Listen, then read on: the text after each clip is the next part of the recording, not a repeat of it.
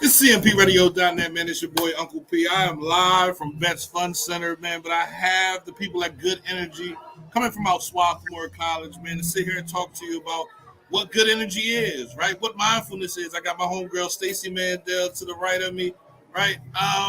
Listen, I don't know everybody and everybody else, but I want to say, go ahead, have a great show. I got to get to these kids, man. Be good. Peace. Right. Hello, everyone. Thank you all for joining us today.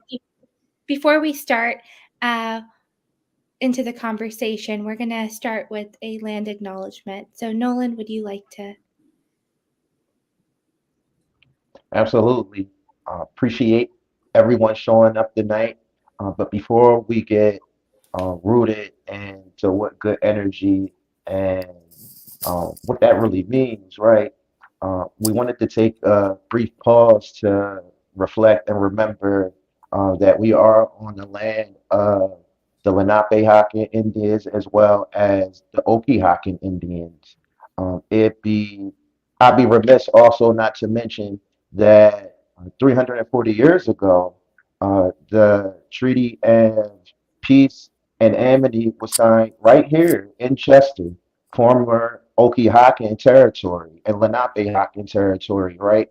Where Phnom Penh made that treaty with Chief Namens and the other Lenape and Okihakan Indians on how to govern the land through peace and friendship. So I bring that as a reminder going into the conversation as we engage in terms of good energy, as we engage in terms of uh, learning how to breathe in the moment, and engage in just having fun. Let's remember to, you know, take those um, moments and take those past historical mile markers into learning how we govern the land and work with each other now and going into the future. So that concludes my land acknowledgement. Thank you, Nolan. So, after that land acknowledgement, to move forward into our discussion, today we're the Good Energy Collaborative. We're here to discuss and talk about how do we define good energy and what does that mean? So, the Good Energy Collaborative is a growing group comprised of community members in both Chester and in Philadelphia, working with students and faculty from Swarthmore College and other neighboring colleges in the area. And our work currently focuses predominantly on how do we build a solar, green, just transition, and we focus a lot on environmental justice issues as well as our transition to solar energy. But an important part of the collaborative is creating synergies between various organizations, individuals, as well as really centering community members' voices and articulating what their needs are and how, as a collective and collaborative, we can offer and connect to resources together. One conversation we've recently been having a lot is what is good energy in terms of yourself and what that means for community empowerment. So I'm really excited to be here in discussion with our speakers today and their backgrounds of who they are, what their organizations are. And so the Good Energy Collaborative works with various organizations in both Philly and Chester, but we are also an official part of Circle. So before we get into introductions, I'll let Nolan introduce himself as well as Circle, and we'll let our other speakers introduce themselves. Hi, I'm Dr. Nolan L. Fontaine. Everyone calls me Nolan um, in the community. One of the things that I hold near and dear to me is within my activism life, I'm a member of Circle, which stands for Chester Residents Concerned with Quality of Living. Circle definitely has some staying power. Uh, our chairperson, Mrs. Elaine Mayfield, um, has definitely been in the trenches, in the hood, like four chicken wings, for the past 30 plus years regarding community activism and environmental justice, specifically here in Chester, and specifically regarding the trash refinery, Cavanta, in terms of divesting from uh, environmentally harmful um, big businesses such as that and reinvesting into supplemental like, alternative energy such as solar, such as geothermal, when and things of that nature as being an alternative to you know fossil fuels and things of that nature. Not a total cutoff, but an alternative, right? So out of that collective, we also had C4, which is our college collective, which assists us with organizing, capacity, and just getting the basic word about how to join the fight in Chester, right? So I think just so much synergy happened between Circle and C4 that out of that we developed the Good Energy Collaborative and um, really trying to get with community-based organizations, grassroots um, businesses, and faith-based entities, right? In terms of adding solar to, like we said, be an additional supplement to kind of dictate a more cleaner, imagined future for Chester. That was kind of my lead and the reason you could take it back. Thanks, Nolan. So, to start with introductions, we all gathered here to talk not only about mindfulness, but we're hoping that this discussion today is the start to ongoing discussions with more community members in both Chester and Philadelphia. We especially want to invite young people to this conversation and families in terms of what does this mean to them and what are the best ways that this can be incorporated in their day-to-day lives, these discussions. So that is where we're centering our conversation and our goals for today. My name is Ariza Nanji. I'll be moderating today's conversation. I'm a senior at Swarthmore College and the student lead of the Good Energy Collaborative. And one thing I would like all of our speakers today to also answer to start off this discussion is what does good energy mean to them? And while I've been working with the Good Energy Collaborative for 3 years now, I usually have a very standard answer to what good energy means to me, but Nolan and I just came from an event at STEM Academy in Chester where we were asking some of these high school students in a workforce development curriculum, what does good energy mean to them? And the first answer that was put out there from one of the students was, it means to be happy. And I think right now I'm just stuck on that. And ultimately, we do this work, we put in these hours to create that happiness. And so, right now, for me, good energy is focused and centered on community happiness.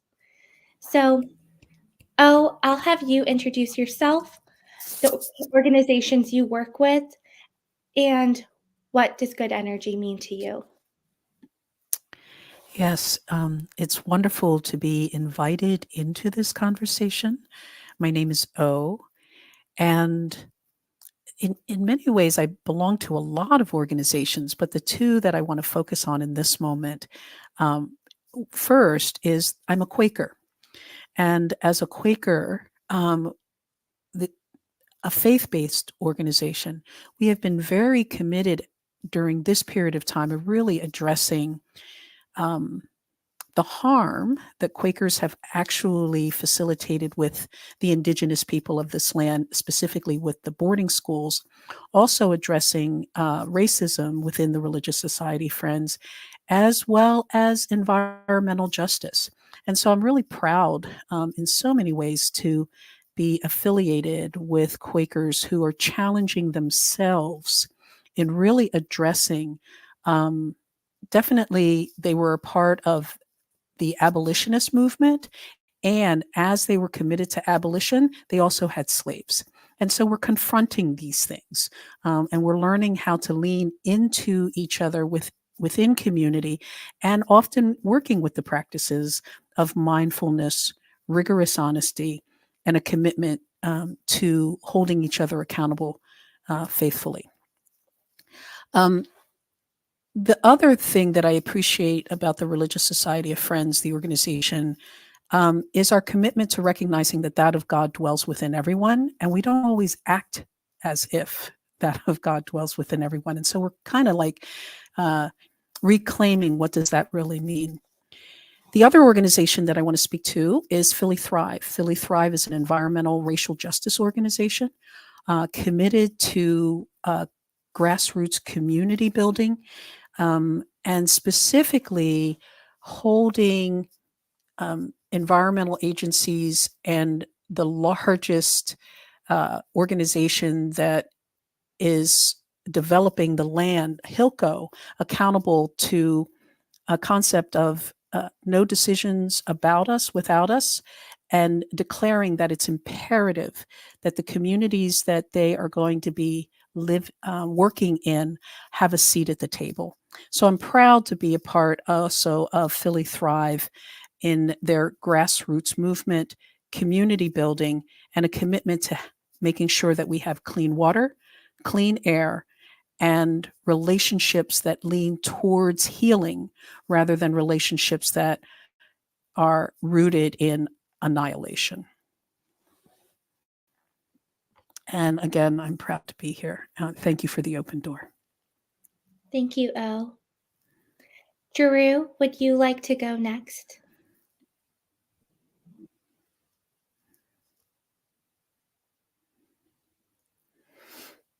You're muted, Drew. My apologies. I thought I had to do it. My name is Drew Lawson. I'm the Eddie's House Director of Cornerstone Drop-In Center, Low Barrier Drop-In Center. We basically, any gaps in your life, we help you fill them. Like if you, from basic needs like taking a shower, getting food, washing clothes, to, work ready stuff, to high school diploma programs, LLC programs. I'm also the Eddie's House Supervisor of CCIP, that's Community Crisis Intervention Program. It's through the Office of Violence Prevention.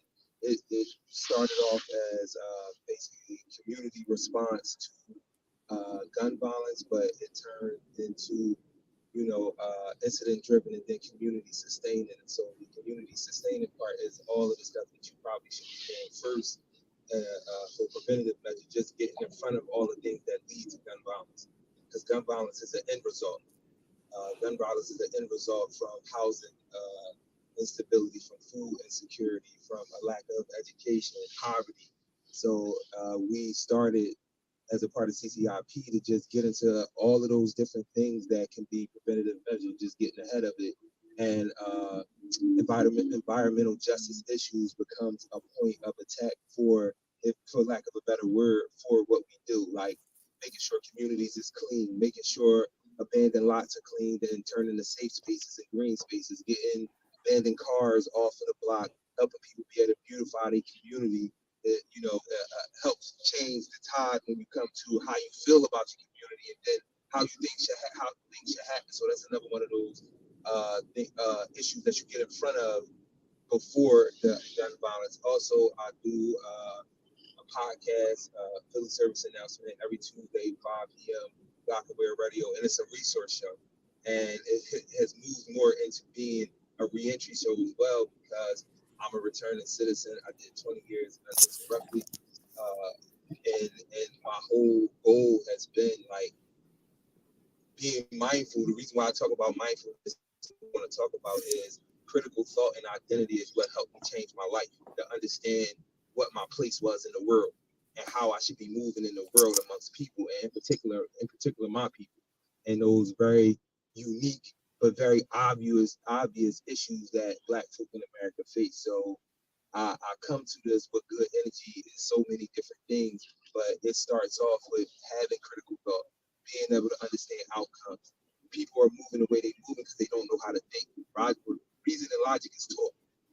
It's not something you're born with. Critical thought is something you're taught. You're not born with that. So when I say mindfulness, I'm talking about being able to look at your environment and understand what you're seeing and predict outcomes, understand outcomes, so you can make good decisions. So that's my intro. Thank you, Drew. Thank you. Stacy, would you like to introduce yourself? Sure. I'm Stacy Mandel. So happy and honored to be here with everyone here on this panel.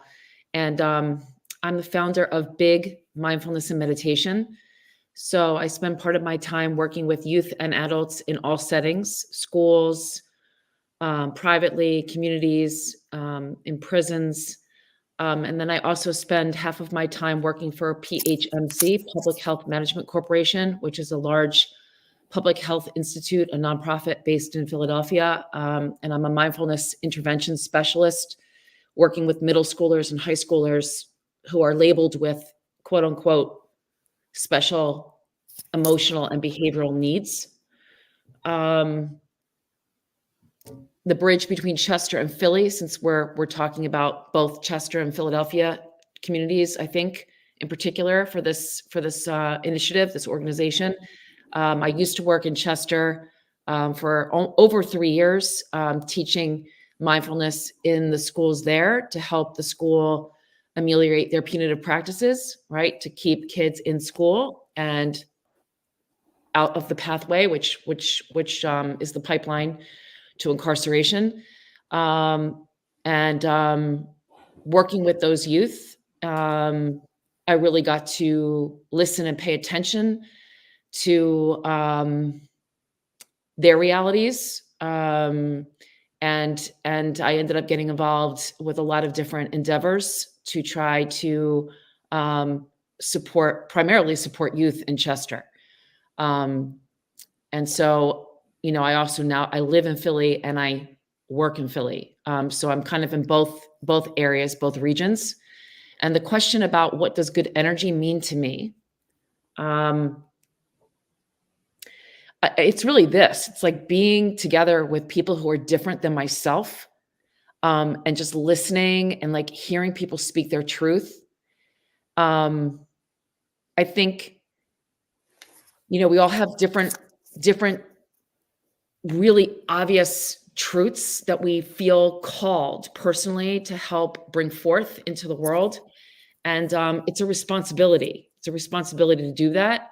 So for me, it's like really just, I always feel so amazing and so great and so motivated and so grateful to be alive, literally, when I'm with people who are heeding that call and taking that responsibility seriously to stand up, even if it's hard and unpopular and it doesn't pay, whatever, to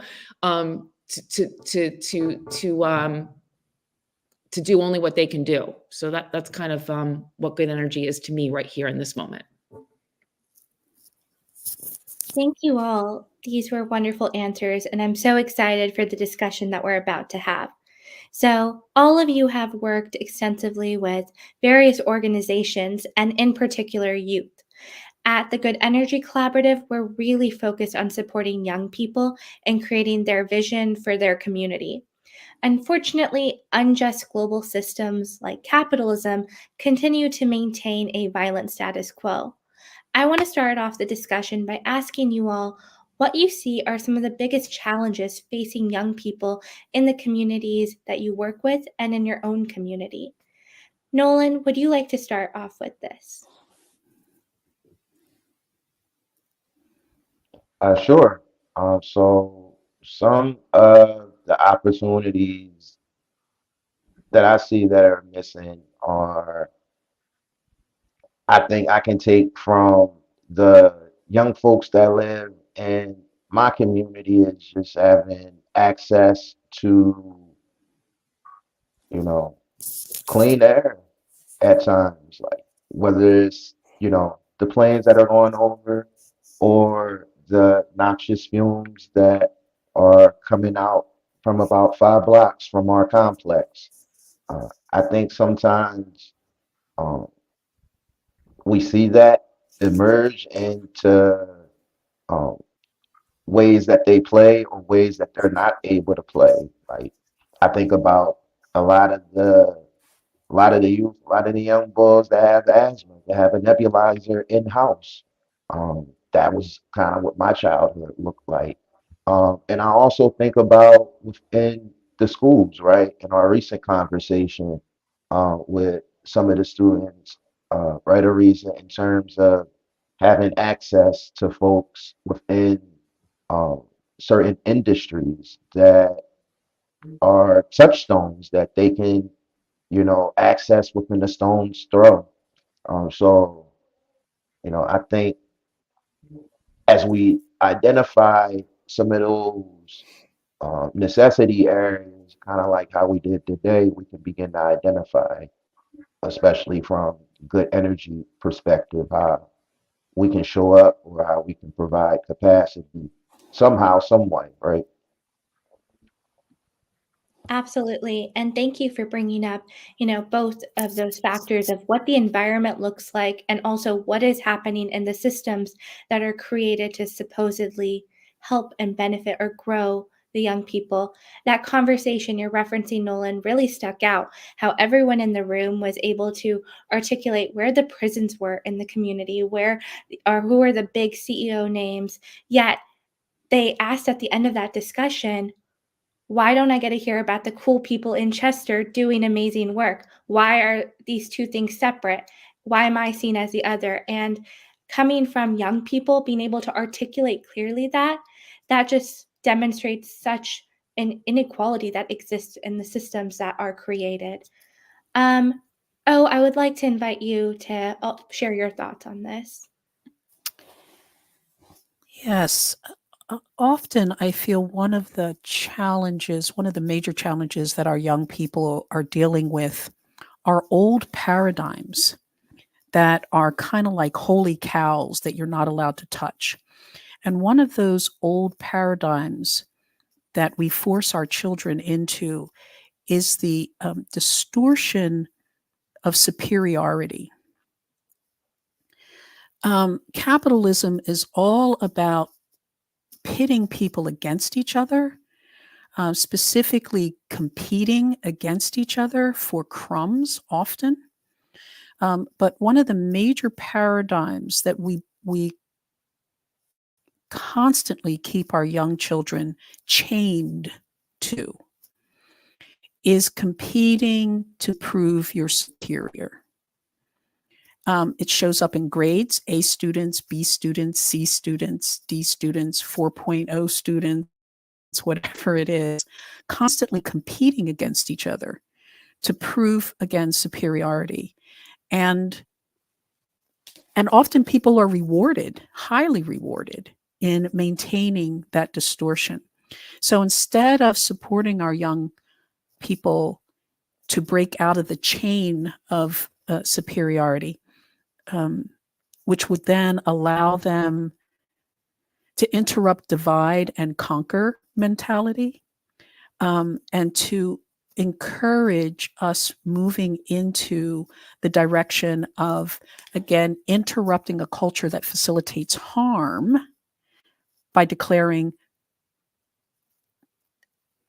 the illusion that you can measure the value of a person and all the harm that that creates, to building cultures that stabilize families, stabilize children, stabilize communities, and shifting from a culture of harm to a culture of harmony, which really means, which we will be talking about later, entering into the conversation of mindfulness.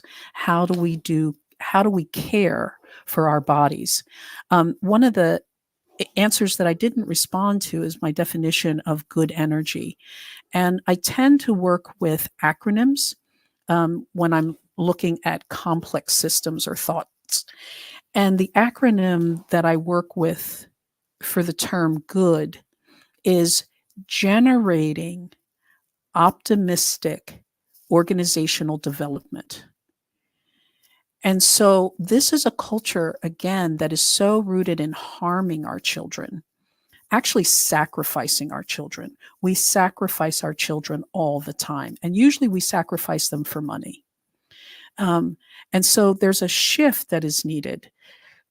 And a part of that shift is the ability to generate optimistic. And the word optimistic actually means creating the best possible outcome with the least amount of harm. Creating the best with the least amount of harm. And so generating optimistic organizational development for me means creating systems where we do the least harm to our children, where we do the least harm to our water, the least harm to our air, the least harm to our trees. And we begin to really treat life as if it is sacred. Because my belief is life is sacred. And what we've done is we've commodified it rather than maintain the integrity of its sacredness. So again, for me, the challenge for our young adults is an old patriarchal system where we pit each other against each other to prove who is superior. Thank you. Thank you, O. That was really powerful. And I love that acronym. And going on when your points about the system that's created, it reminds me of what Stacy earlier said about this labeling of students and how those who don't fit into this type are then, or into the success narrative, are seen or provided a label that basically narrates their ability. And so, Stacy, I'd like to invite you to answer your responses to this question, given also your experiences working within the school districts in Chester and in Philly. Well, O said quite a mouthful. I just, was like, I was going, amen, amen, amen, amen, to every other word you said, O.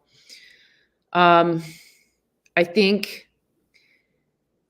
there's a couple of things, though, I just wanted to underline for time's sake. One, schools and the foundations of our schools, the foundations of our quote unquote education system, what that's rooted in, and in terms of, even just the convention of school for our industrialized society, and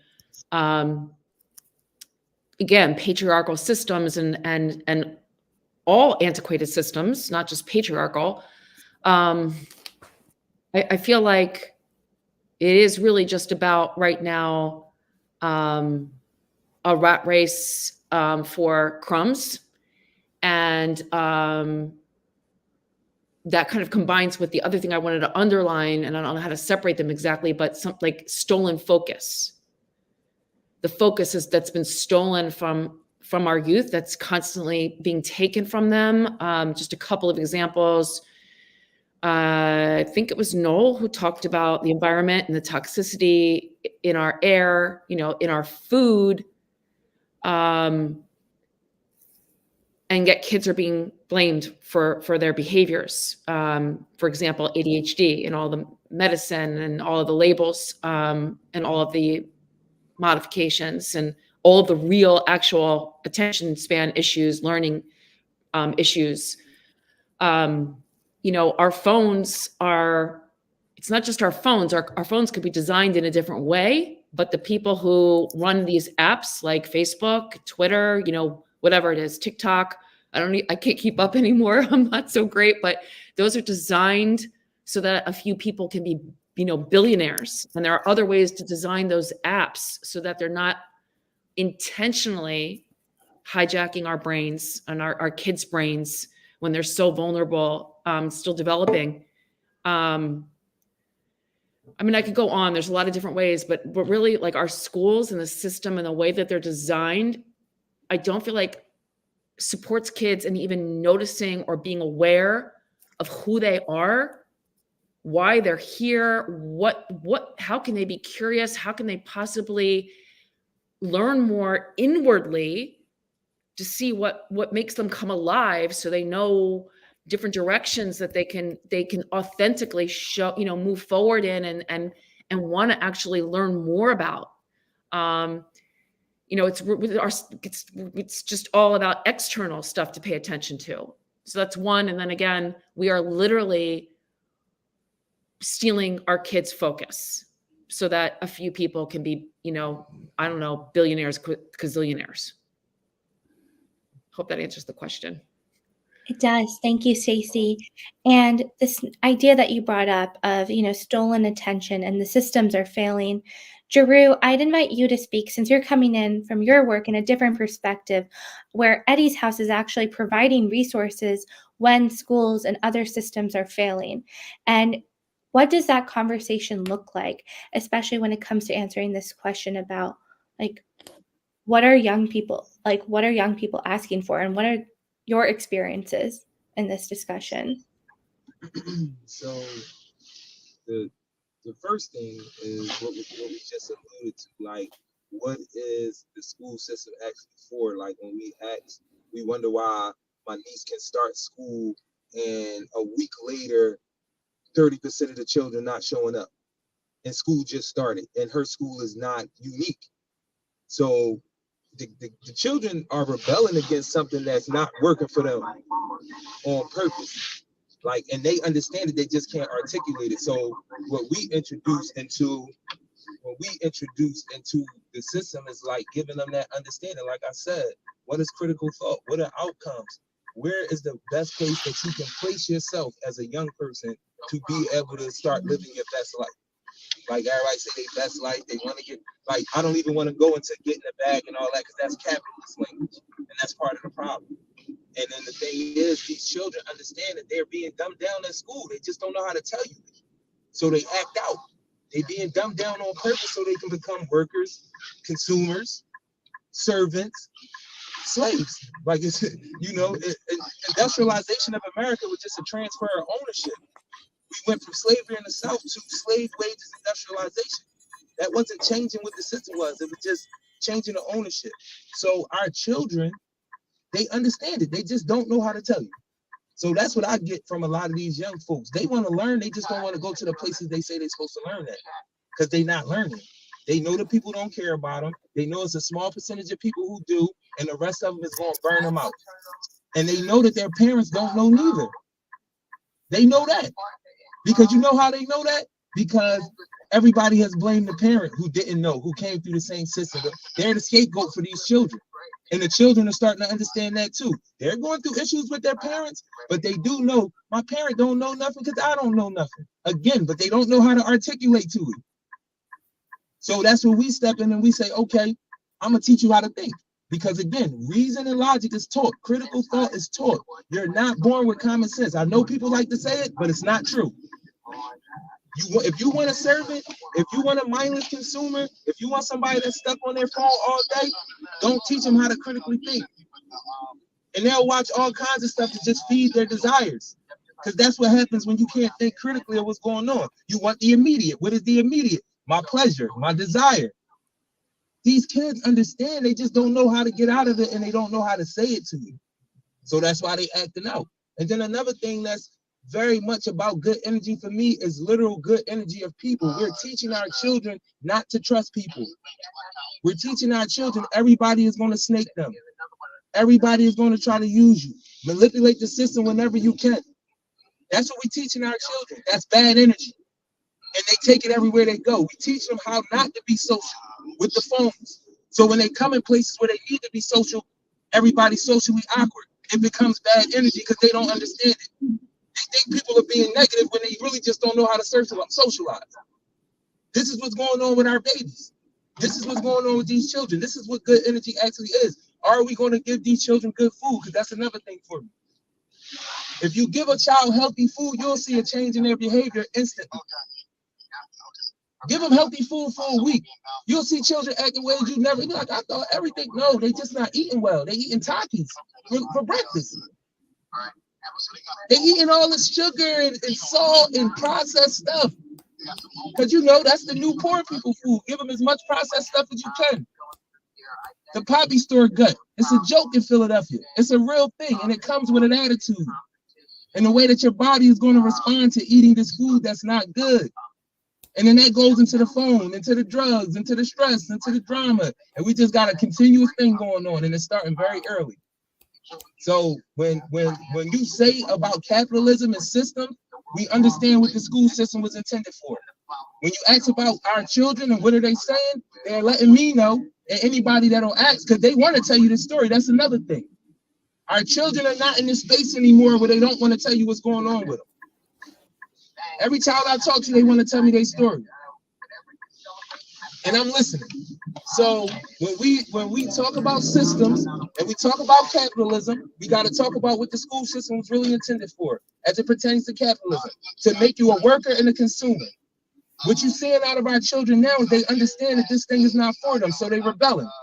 But they getting bad food and they getting bad stimuli, the phone, and they responding to it. But if you ask them, if you give them a minute, they'll tell you all of this. You just got to be listening because they don't know how to articulate it. Nobody taught them, and they don't want to because you got to keep them on a conveyor belt. So, and good energy, the end part of that is, what are these children bringing in rooms that they're going in?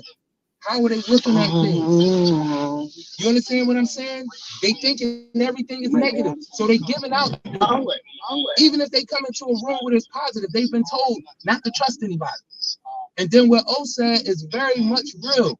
People holding on to these old, draconian, archaic, dogmatic thought processes and not wanting to break them and telling these babies you gotta go by it, even though they saying that it ain't even working for you. So that's where we at with it. Like, that's where I'm at with it. That's how we are moving on the street when we move around these babies and see what they need, and then see what they family need, and then see what they block need. Because that's how we fan out. So Thank you, Drew. that's how it's connected. My fault, y'all. No, that was really powerful. And I think you brought up two really important points in terms of where this conversation can move next. So the first is the idea that you shared about, the type of resources that are provided.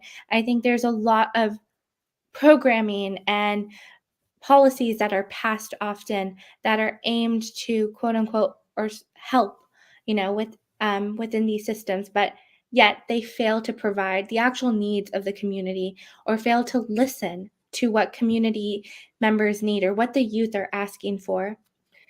One in particular, and I think what really centers our conversation today about mindfulness.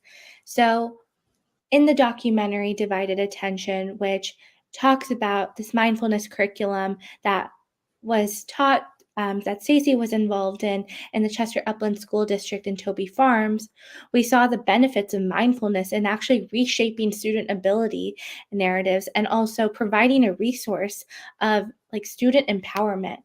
Yet these types of programs are either ignored or they're cut. They're the first programs to be cut out of the public school systems.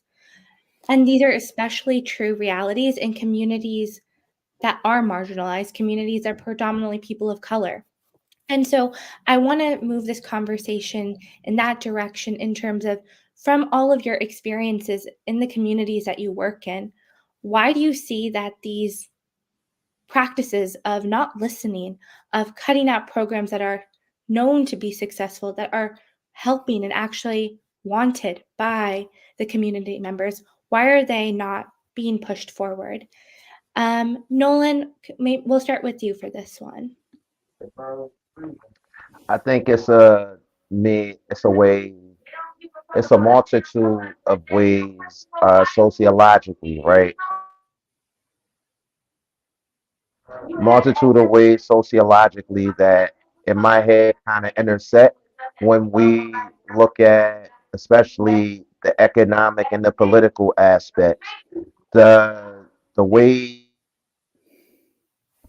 and how we got here didn't really happen overnight, right?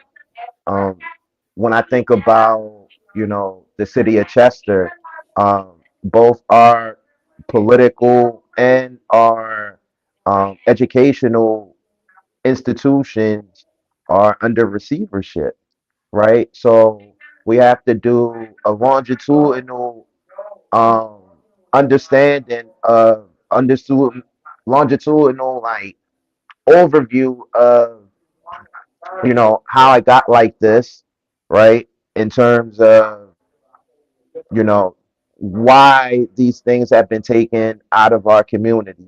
We could go, the political route and, go from the 70s and look at deindustrialization and see how that trickled down into the reduction of social services in the 70s and 80s. Or we could talk about how a lot of those manufacturing, working class jobs, that industrial jobs that were the basis of folks providing sustenance here in the city, when NAFTA and other reductionist programs like that, sent a lot of the employment and jobs hard working, like, not always the best jobs, because when I think of those industrial jobs, I think of Sun Oil. Um, uh, a very a sense of pride, for a lot of folks comes from that era of industry in Chester. And at the same time, we know that was a race with the signing of NAFTA in the 90s. So we can go down the whole gamut of looking at it politically and economically. And at the same time, the buck stops with the folks here in Chester, including myself, right? Including myself on, making it uh, making it a priority of the things that we want to see, for our youth and for our families. Thanks, Nolan. Oh, I'd like to invite you into this discussion.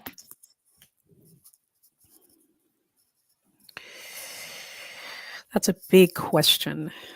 And so, if I heard you accurately, the question is, why do we, even when we know what our children need, even when we have scientific proof that the food, sugar, salt, diabetes, all that's killing them, why is it that the system is so reluctant in meeting the needs of our children?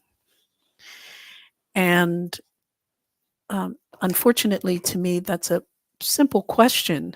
Um, the dominant narrative, the dominant culture is make money. Period. Make money at anyone's expense.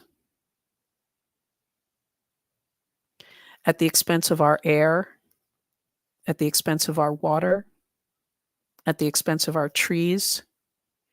And so if we're going to sacrifice our water, we're going to sacrifice our trees, we're going to sacrifice our air for money, they're going to sacrifice the children. So as long as money is our God, as long as we worship money,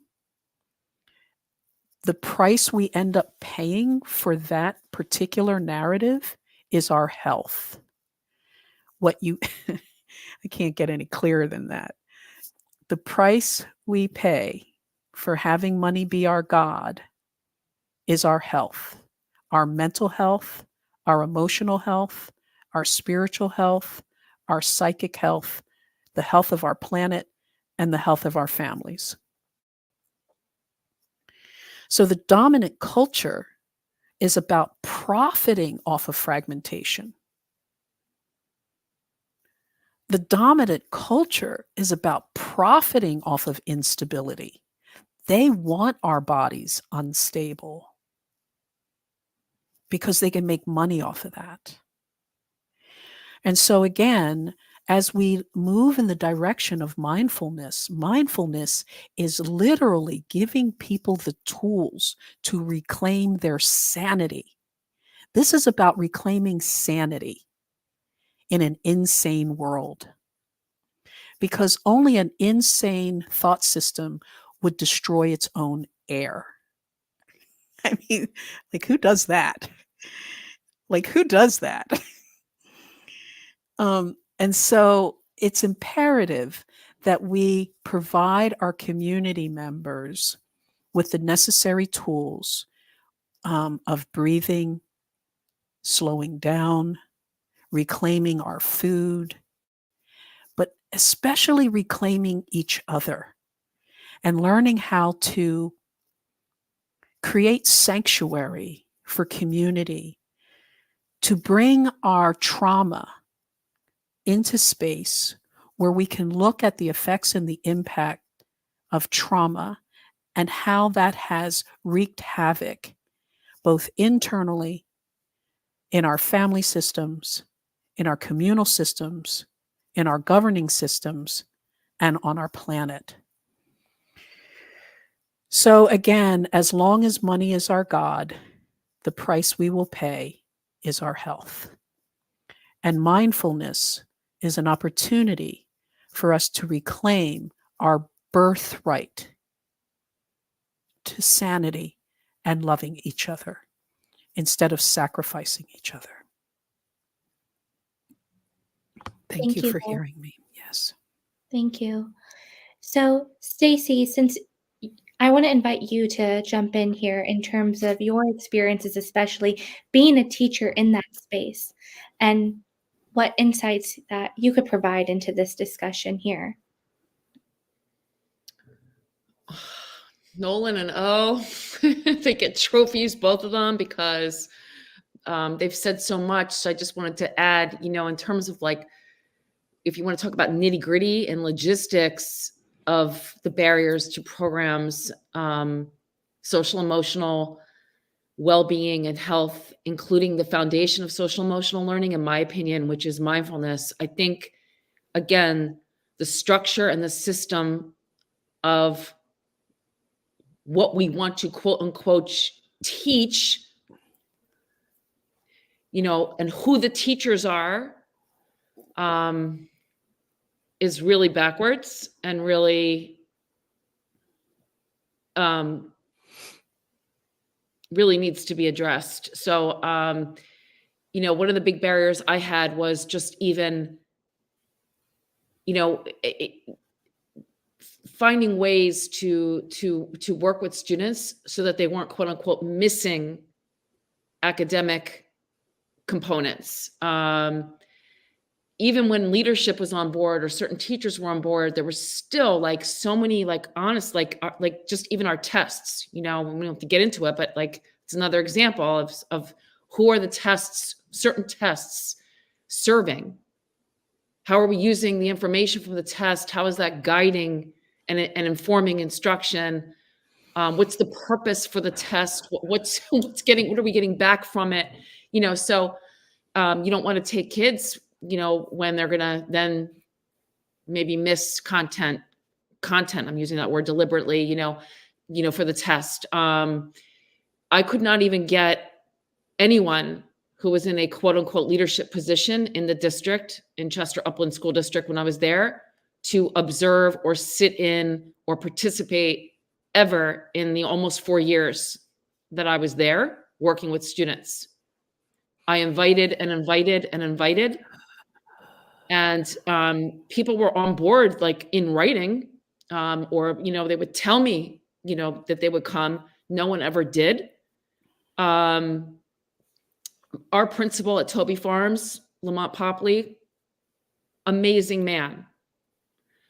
So many fires, so many real, honest to God fires that he was actually needing to put out, that he wasn't in that room, even though he was very in tune with what we were doing. And he needed to be in that room too for himself. There was one more thing I was going to say. When the program this was a grant funded program, to help change the climate in the school. And when the grant money ran out, I was in touch with the superintendent. And again, like Noel mentioned, there was receivership and there was full charter threat takeover and all kinds of humongous raging fires going on in the background of the immediate fires of the school. So I said, though, I will stay. It doesn't matter what the funds are. We can work something out. I will volunteer. I'll be there less. I don't want to just stop working in the schools. I don't want the kids that I've developed these relationships with, I don't want them to be just cut off. And it never happened. And I kept knocking on the doors and knocking on the doors. So I'm not pointing any fingers. I'm just giving you a little bit of a picture. Really, there are good reasons for why things don't happen, but that was my experience in Chester with that program. Thank you, Stacy, and thank you for sharing your experience of actually being within, in this policy of mindfulness and what that experience was like within the classroom. That's really important, I think, in thinking about what is mindfulness and kind of how it's being implemented. And this will be future conversation topics that we hope to definitely dive further into. So, the last question I have for you all, which was Jeru's second point to us about, listening to the youth and providing resources for young people to be able to articulate their needs and also be able to provide their needs for themselves. And so I want to end our conversation with setting the stage of how can a tool like mindfulness, how can redefining what good energy means for communities, how can that lead to community empowerment? And why do you think it is so important? So, Jeru, I'd like to start with you for that. I think, I would just reiterate again what I said, but more directly, like children need identity. Like you need to know what you identify with. Who are you? It's more of a question of that. Who are you from the standpoint of where do you come from? I know speaking as a man of African descent, if you want to say a descendant of the slave South, I know what.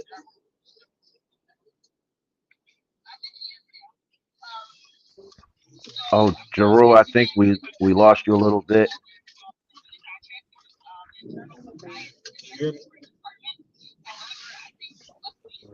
We can hear you just a little bit louder if possible. Nah, what I was saying is our children lack identity. They don't know what they represent. We not giving them a clear picture of who they are. And I know that for myself because I know once I started finding out who I was, it really, really changed how I look at the world again. And I think it's a part of anything that you're trying to treat or you're trying to help or you're trying to assist. If people don't know why it should mean something to them, they're not going to take it. They're not going to receive it. They're not going to be able to utilize what you give them because they don't know why are you even giving this to me. I don't associate with anything. It goes to their worth, what we're giving our children. We're not telling them that they worth anything. We're not telling them where they come from. We're just giving them a bunch of information and saying, here, you can use this to live your life. For what?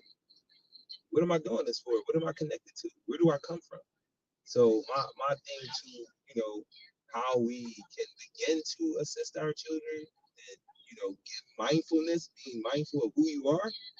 I don't think it's any more mindfulness we can need. We might have to start with that, being mindful of where you come from, who you are, why are you walking around? What is your purpose? What are you growing into? We need to be mindful of that. We need to tell our children to be more mindful of, again, who you are. I want to know, I wanted to know who my maternal grandparents is. Because that's important. Those people thought a certain way. It's coursing through your veins. They had certain mannerisms, how they moved around the world. You need to know that. You need to be connected with it, good and bad. So my thing is identity is closely attached to whatever we're telling people is a good thing for them, good energy for them. Which is the reason why it's good. You know what I mean? Straight. So it's about identity and critical thought for me. That's what again. And Thanks, I Jeru. apologize for the stuff. Okay. Thank you, Jeru.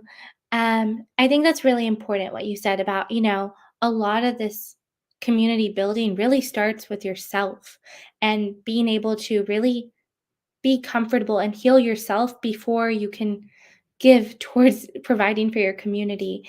And so thank you for bringing our attention to that. Oh, I'd like to invite you to this discussion.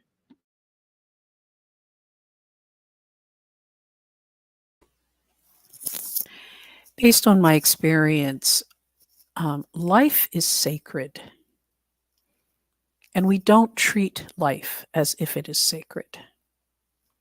We treat life as if it's worthy of being sacrificed. We sacrifice life almost all the time. And so, what mindfulness has the ability to do is create a pathway home, a pathway to return to your true self rather than the lies we have been taught. Beginning with breath, which often people take for granted. And yet, unfortunately, we have heard so many of our Black and brown people cry out, I can't breathe, I can't breathe, I can't breathe, whether it's because of police brutality or whether it's because of asthma or whether it's because of domestic violence. Our breath is powerful. And when support people in returning to the power of their breathing, to slow down and actually feel their bodies breathe. There is a way that has been waiting for us. It's actually been waiting for us to return to it because we have been so distracted by the external world. Once we begin to locate the pathway internally where mindfulness points, we have the ability to reach what I call the rhythm of the heart, the heart's rhythm. And the heart's rhythm is the rhythm of the drum. And the drum has the ability to return us to the motherland where we all came from. That rhythm, when we reclaim it, allows us to have access to a power that facilitates healing, health, and wholeness. And all of it is internal. And the thing is we've been forced into focusing externally.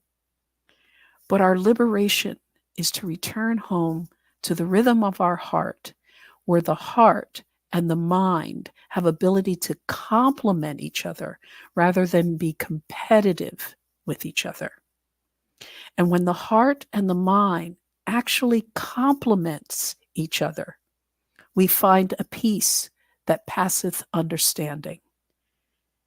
And it moves us to liberation.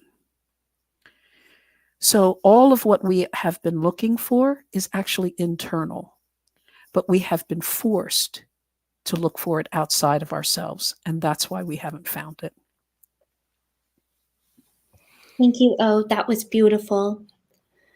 Nolan, I'd like to invite you into this discussion to share your thoughts, but also share insights into our early conversations of why this would lead into some type of workshops for mindfulness, why you saw that as something really important. To give context, when we started these discussions, these were discussions that we had from students that were provided all through the various types of workshops that the Good Energy Collaborative in collaboration with Circle were hosting. And over the summer, these started to actualize into more profound thoughts of how do we incorporate this type of mindfulness and good energy into the organization's goals and missions. And I think in the last 2 months, these started moving really forward. And one thing I just noticed that was really powerful was when this idea came to have a podcast, to create these workshops and to interview students and to really push these perspectives in. A lot of that was done within this month, within the last 2 weeks. But we were able to move people so quickly because this was something that people really cared about, despite it being the holiday season, despite people about to go on vacation. And I just found so much energy from that. The students were busy as well with finals, and that kind of external focus is really pressing this time of the year often. But that calling, that internal calling that we have of wanting to be at peace does prevail often. And so, Nolan, I would like you to maybe end this discussion before we move into our practice that will be led by Stacy to close, just what your thoughts are on this. Well, I think some of the things that the students shared with us earlier, um, that really resonated with me was, you know, kind of stuff that I related to when I was a student, just in terms of, you know, work-life balance and, you know, making sure to, you know, while also having fun, maintaining a professional bearing and like knowing what that boundary line is and everything. And, you know, just, I guess, being the best student, which a lot of them said is their first job, and their, uh, you know, their school year job is actually their side gig. So I found that very empowering that they took academics uh, at kind of like the apex.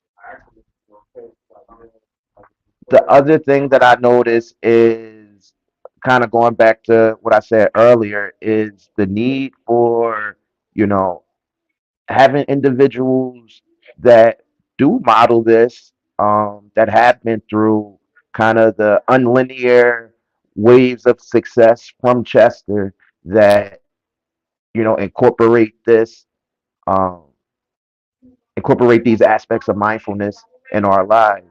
Um, one personal person that I can think of that's not a stranger to CMP is Rondé Jefferson Hollis. I actually went to his mindfulness session on my birthday this year, and it was one of the most probably relaxing and reflective birthdays that I had. So I think individuals, um, you know, at that high level and also at that meso level that folks kind of just see every day and, you know, incorporate those aspects of reflection and being in the present moment, to kind of help them move from mediocrity to, you know, that next level. Then personally for me, you know, I try to incorporate, you know, sacred medicines like sage in the breathing or mindfulness. It just clears the air a little bit more for me. Um, Sage, as an American Indian medicine, is antifungal, antibacterial, it cleanses the air. So that's an additional secret weapon for myself.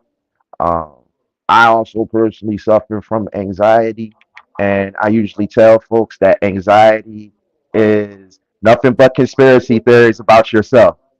So mindfulness is a way that I kind of reduce the conspiracy theories. I, you know, take a moment to sit in the moment and really ask myself those probing questions like, hey, bro, is that really happening? Or did you just concoct that from, you know, multitude of things that have happened?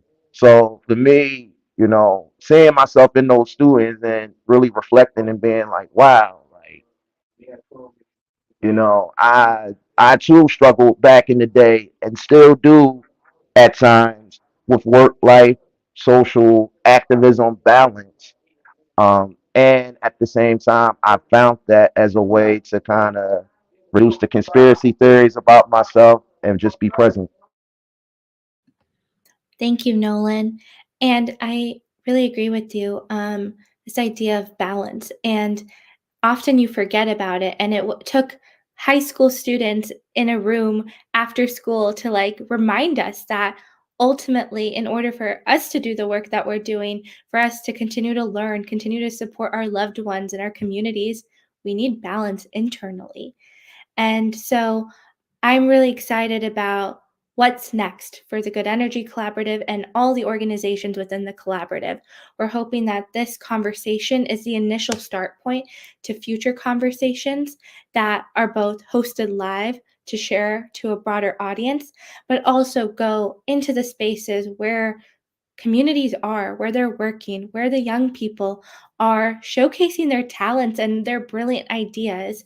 And we're really excited to actualize this into workshops, into something more sustainable, and a practice that can be ingrained in day-to-day life for both within the schools and within community organizations.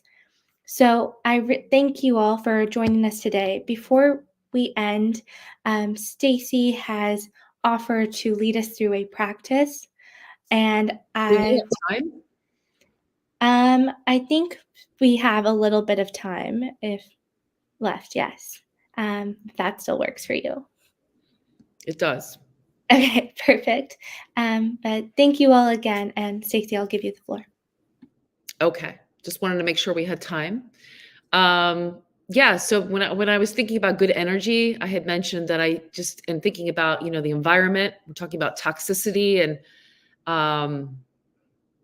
some of the negativity that's just inherent in having these conversations.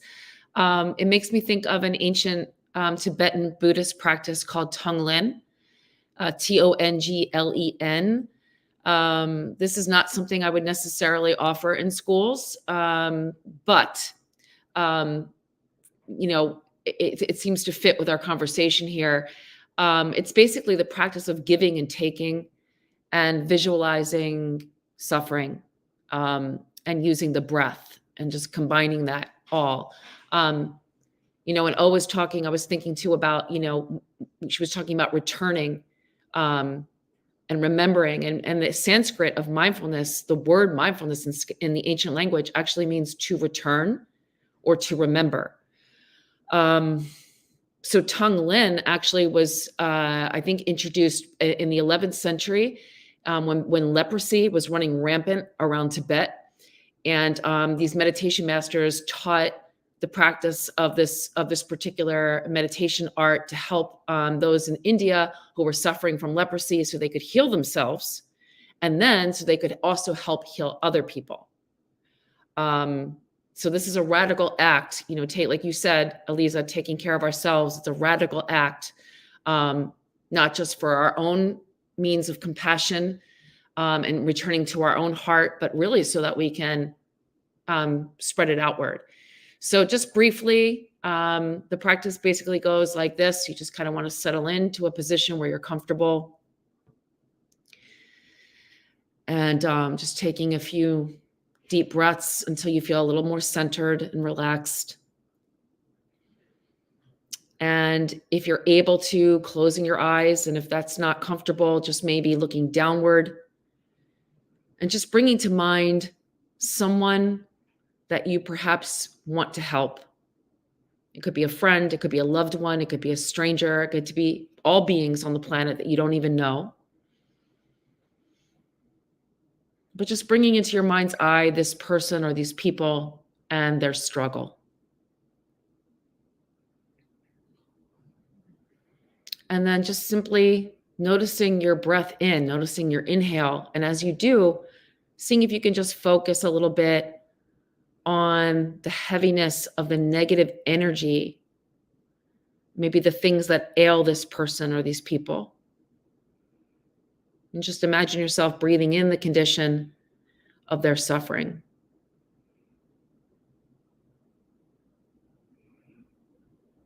And you're welcome to picture that you're breathing in their pain, perhaps even taking it in from their physical bodies. And as you breathe in, maybe making room for some comfort, some healing, some positivity.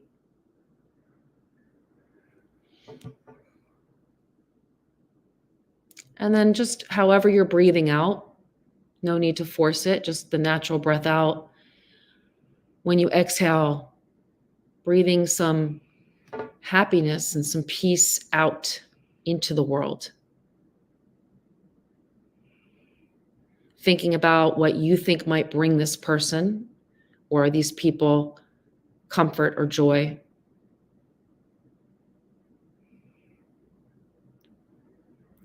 And just allowing that to come from you out into the world, and imagining your breath actually traveling to those that you want to help, and perhaps having it fill the empty space with what they need.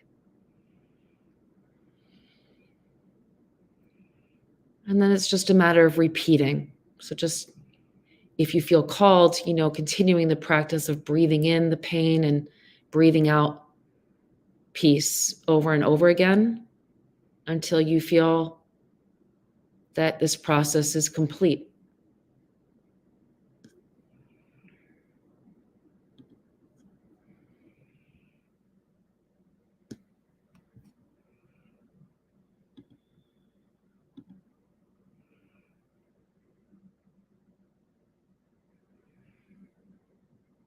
And then ending the practice whenever you feel called to do so.